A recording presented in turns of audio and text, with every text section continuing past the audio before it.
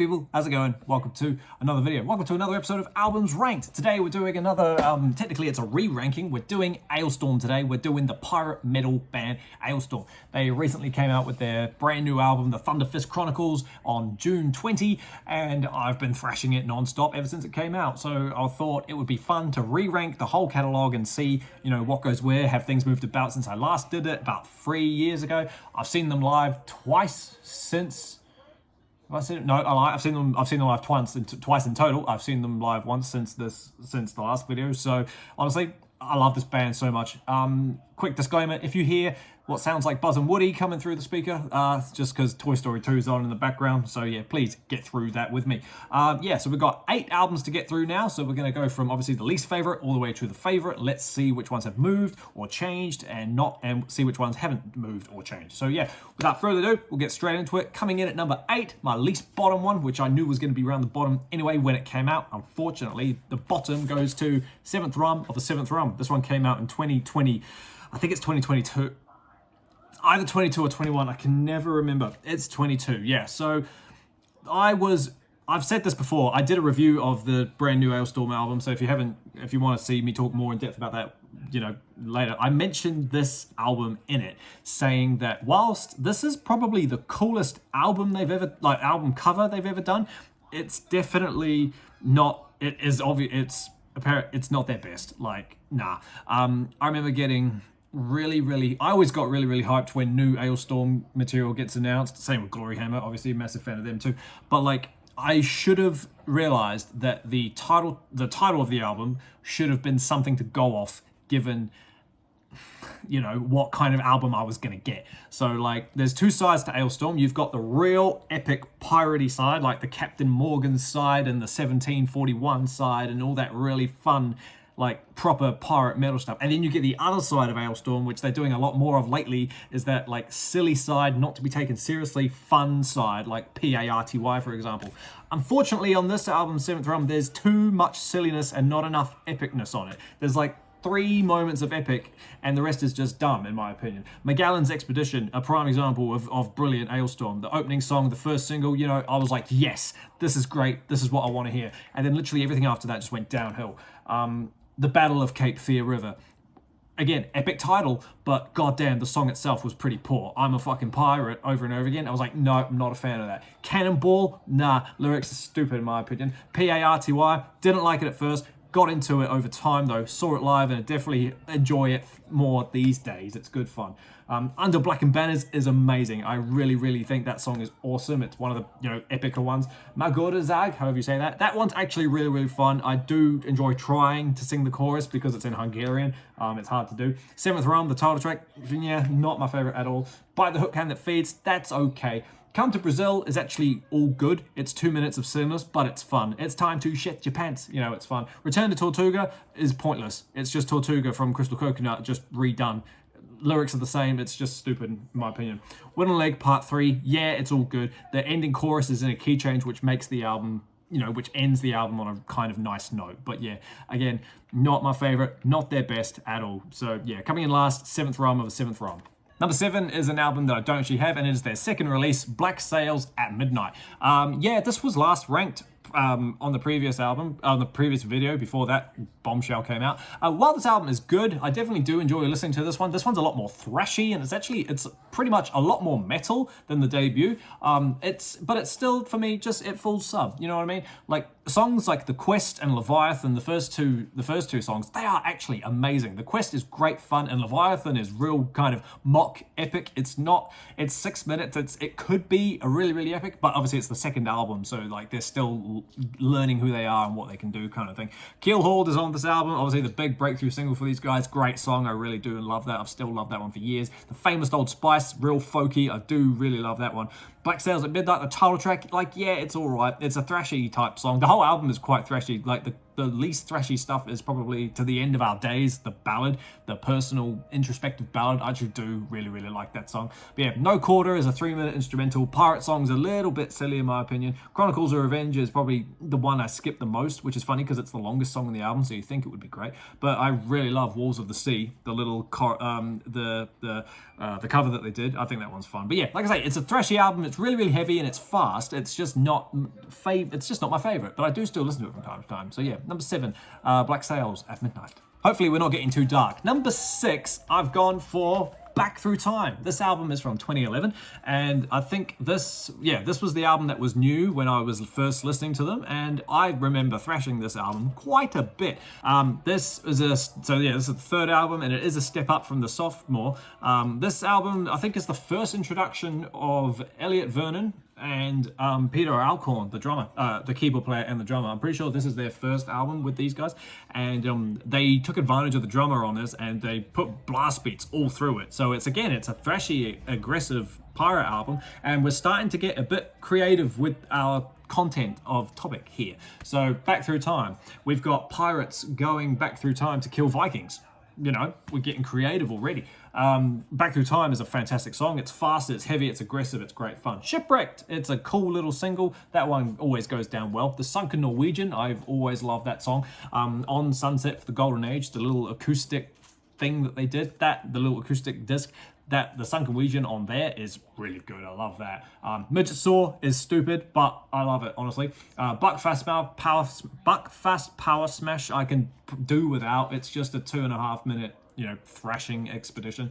Scraping the Barrels, a song about running out of ideas. So here we are on album 3, writing about running out of ideas. That's pretty cool. Rum, I love Rum. That's probably my favorite song on the album, and it probably was my favorite song by theirs for quite a long time.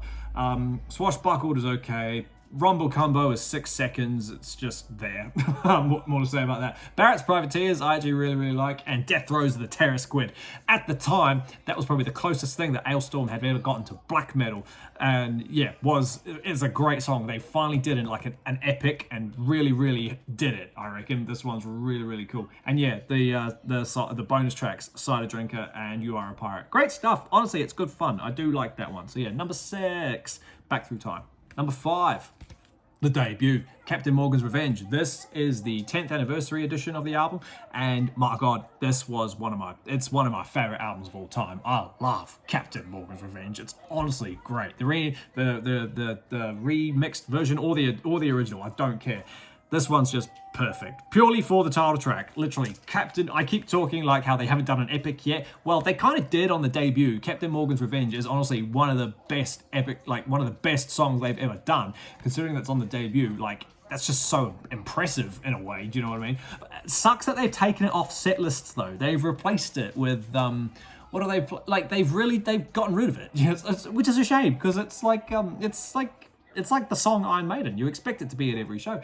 Aside from Captain Morgan's Revenge, the song, there's still some great stuff on here. Over the Seas, great stuff. The Huntmaster, I think that one's awesome. Nancy the Tavern Wench, they still play that live. That one's good. Death Before the Mast, thrashy, explosive, it's fun. Terror on the High Seas, that one's awesome. Set Sail and Conquer, the little galloping riff that goes on in that, great stuff. Of Treasure, love Of Treasure, the little folky, slow one with no metal in it, just pure pirate music, it's awesome. Wedges of Mead is fun, and Flower of Scotland, the unofficial, I think, national anthem of Scotland. Great stuff, honestly. It's such a fun album. I love this album, and if you haven't heard it, then I would highly recommend you go check it out. But yeah, see where these guys began. It's amazing. Number 5, Captain Morgan's Revenge. Number 4, we're going for Curse of the Crystal Coconut. This one is awesome. When this one came out in 2020, I was loving it. It was really good. I thought, yes, this is great. There's a bit more silly on here than there is epic, but it was still done in a way where it was a nice blend. Do you know what I mean? Because we start with Treasure Chest Party Quest, which is probably, in my opinion, the weakest song on the album. I really didn't like that single when it dropped. And I was like, let's hope to God that the rest of the album is still good. And it honestly was. Fanny Balls, fantastic song. I think that one's amazing. Chomp Chomp, it's a song about crocodiles. That one's great. Real heavy, real catchy. I remember thrashing that a lot when that one came out. Tortuga is actually a really, really good song. Not the return to Tortuga, but the original Tortuga. That one's awesome as well. Zombies Ate My Pirate Ship, great stuff. Saw that live, great sing-along song. Flip the side over, you get Call of the Waves, which is like a wannabe epic, you could say, but like, it's not my favorite, I won't lie. It's better than Treasure Chest, but it's not the one I go to the most off this album. Pirate Scorn, that one's silly, but God is it fun. I really love Pirate Scorn, it's really great. Shipboat No Fans is stupid, but again, really, really good. I think it's catchy and it's Drake fun. It's so cool. Pirate Metal Drinking Crew, great fun. This whole album is catchy. I'm getting nostalgic about realizing how damn catchy this album is. I haven't heard it in full in a little while. Wooden Leg Part 2 is actually really good. It's the 10-minute epic. Is it 10 minutes? It's like 7 minutes, 8 minutes or something, but it's really cool and it ends with a little 2-minute Henry Martin thing, folk figure. Great, great stuff. I think this album is fantastic and when this came out, I was so excited. So yeah. Definitely deserves the number 4 spot, Crystal Curse of the Crystal Coconut. Number 3, unfortunately, is another album that I don't own, and that is Sunset on the Golden Age. This one is just cool. I remember when this one came out, August 1st, 2014, I'm pretty sure, without looking it up, and I just remember getting so excited for it, and good God was I excited, because it was like prime, I was prime, like obsessed at the time, and like, yeah, this album, track by track, is just perfect. I don't have it in front of me, and I've done that on purpose because I wanted to see if I could remember it. So you've got the first song, Walk the Plank, which is kind of in the same vein of like Over the Seas, The Quest. Like it's a proper pirate song, the Walk the Plank, and it's awesome fun. I think that's great. Drink, that's an awesome song. Drink, drink, have a drink every time he says drink, and we'll see if you last the song. And I'm really struggling to, what's track 3? Oh, I think track 3 is Magnetic North. That one's great. One of the more weaker ones for me personally, in my opinion. I don't listen to that song a lot, Magnetic North, but it's still all right. It's great. I'm pretty sure then it goes into 1741, the Battle of Cartagena, which is the epic upon epics. Do you know what I mean? They might have topped it by one other that we'll talk about in a minute. But honestly, that one, just great. 1741. Seen that live and I'm blown away by it every time. It's so good. Surf Squid Warfare, Mead from Hell is great. I do love Mead from Hell. Quest for Ships is fun. Hangover is a bit silly. I don't need that. Wooden Leg is what it is. The title track, Sunset of the Golden Age. I feel like there's one more that I'm forgetting, but I can't even remember what it is right now. But yeah, even the title track, The Sunset of the Golden Age, it definitely sounds like the band are like closing a chapter, you could say. But I'm glad they carried on. But like, it's a fantastic album, Sunset of the Golden Age. It sucks that I don't have it. I really would love to get that one day on any format, CD, vinyl, whatever. But yeah, number 3, Sunset of the Golden Age is a fantastic album. Right, number 2. I cannot believe it's number 2. Let's just get straight into it. Number 2 is the brand new album, The Thunderfist Chronicles. It crept up over and over and over again, and we'll explain why. Like I said before, I've done a review of this album. If you want me to go real in depth about it, go watch that. But if you don't, just hang out for a second. Let me explain why this has gotten all the way up to number 2. I really, really hummed and hawed about it. I was like, is it actually number 2 because it's good music, or is it just number 2 because it's new music and it's fresh? And unlike Seventh Rum, it's actually a really, really good album. I was like humming and hawing, and I was like, nah, it's genuinely a fantastic album. Right now, it's got my spot for number 1 of albums in 2025. It's just amazing. It's a very quick album because there's only 3, 6, 7. There's 7 songs. 1, 2, 3, 4, 5, 6, 7. There's 8 songs on it. So I think it's the shortest album they've ever done. But it gets taken up by the big song at the end, which we'll talk about when we get there. This album opens with Hyperion Omniriff. And to be honest, when I first saw that track listing, when I first saw the track listing, I generally thought that was going to be a title. I thought that was going to be a album opener, like what do you call it? Instrumental piece, you know, like a intro track. That's what I'm trying to say. But no, it's a full-blown song, and it's actually really, really catchy. I think that's cool. I'm living my best life as a pirate. You know, it's fun. I think that song's really, really cool. Killed to Death by Piracy, the second single, I think, off the top of my head. That one was great. The bass intro, catchy chorus, growling, fantastic. Banana, fine. I don't hate that one. I think that one's cool. We're gonna party like a 1699. You know, I'm living my best life as a pirate. Drinking lots of seeds. Yeah, that's Banana. Yeah. Frozen Piss 2, I think is fantastic. When I first heard that, I was like, yep, this is Alestorm back on form, baby. Honestly, it was great stuff. The Storm, which is probably one of the more serious ones they've written in a while. Great stuff. Mountains of the Deep is a song about boobs. Kind of fun. Goblins Ahoy is a Necrogoblicon cover, and I really don't like that at all. They could skip that. They could have cut that off the album, but because they were on tour with them, I don't know why they chucked it on. But yeah, doesn't matter, because next to it you get Mega Supreme Treasure of the Eternal Thunderfist, a 17-minute album closer. I love long songs. I love proggy long stuff. When I found out that Alestorm were doing a 17-minute song, I was like, golly gosh, here we go. And still to this day, I'm not fed up with it. There's so much to unpack in that song. Honestly, go watch the review if you want an in-depth discussion about it. But like, you know, what's her name? Patty Gertie's on here, as she is on Crystal Coconut. Russell Allen's in that song for a brief moment. If you're trying to get into black metal, I would recommend this album because of how much black metal Elliot Vernon sings in it. It's pretty hardcore. But yeah, it's a really good album, and I'm even shocked that it's crept up to number 2. So yeah, number 2, Thunderfist Chronicles.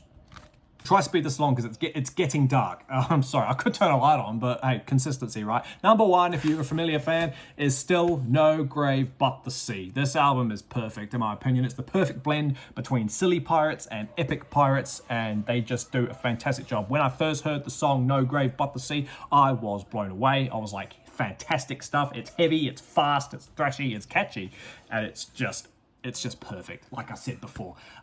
Mexico, fantastic song. At first, I thought it was a bit silly, but nah, it grew on me real quick, and I was like, yeah, this song is perfect. To the End of the World is more or less like a wannabe epic, but I don't call it an epic because the last song's the epic, which we'll talk about in a second. Alestorm, the unofficial title track, you could say, it's growling and aggressive, and it's really showcasing what Elliot could do with his voice at the time, so that was really cool. Bar und Imbus is like, it's like a sequel to Nancy the Tavern Wench. It's in that same kind of vein, like real slow, folky type stuff. And then you get Fucked With an Anchor. Everyone loves that song. That's how they close every show now. Peg Leg Potion. The next 3, Peg Leg Potion, Man the Pumps, and Rage of the Pentahook, are genuinely like their B-sides, but my God, are they like top tier B-sides? I think they're great, especially Man the Pumps and Rage of the Pentahook. Rage of the Pentahook is fantastic. So you get through all 3 of those amazing songs, and then you get the 10-minute Treasure Island. I can't believe it took Alestorm 5 albums to write about Treasure Island, and I'm so glad they did, because that Treasure Island song rivals 1741, and it rivals Thunderfist, and yeah. This album is just perfect. I listen to this one the most still today, even have it being 8 years old now, and I'll just never get tired of it. I took the CD of this to the Alestorm gig, and Chris signed it, so I'm real happy about that. But yeah, number 1 still to this day, No Grave But the Sea. Awesome As team, thank you so much for hanging out with me while I sit here and get increasingly more passionate about Alestorm albums. Like I keep saying, I hope it's not too dark for you guys. I promise if I do another video in a minute, I'll put the light on. But yeah, let me know down below what your favorite Alestorm albums are, or if you can't do that for me, let me know what your favorite Alestorm songs are. Have you seen them live? Do you enjoy them? Do you think they're silly? You know, let's have a conversation going, and it will all be good fun, like it always is. Keep an eye out for the next video. Hit the sub button if you like rankings and metal conversations, because it's honestly what I love to do. I love hanging out with you guys, talking about metal and all things good fun. Yeah, keep an eye out for the next video, but until that happens, everybody, stay inside, stay safe, sub me, jam Alestorm, and I'll see you all in the next video. See you later.